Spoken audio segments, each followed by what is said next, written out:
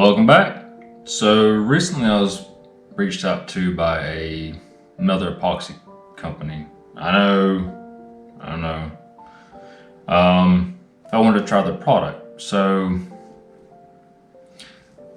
I'd kind of be a hypocrite if I didn't say that I've tried other epoxies. My camera's shaking. Anyway, but yeah, so the only thing that I've ever used is Light. Never tried anything else, so I was like, sure, why not? That way I can at least compare one to the other. The company that reached out to me is IceCast. They've got a 2-to-1 and then an IceCast Thin, which is a 1-to-1. So the 2-to-1,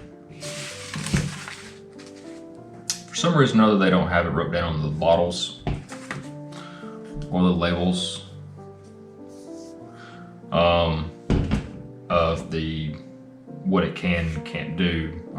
Mix ratio by weight, by volume, cure time, pot life, demold time, stuff like that. So the IceCast 2-to-1, UV resistant, work time's 2 hours, dry to the touch 24 to 36 hours, full cure is 5 days. So it's comparable to Light's Deep Cast, which I haven't used it yet, but yeah, no.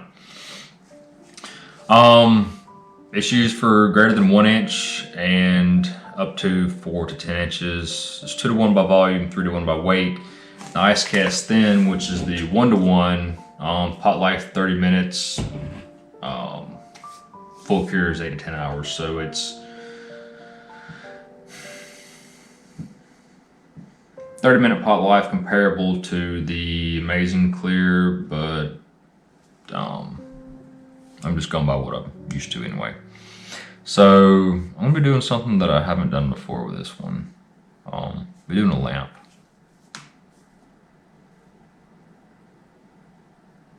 So we'll see how it turns out.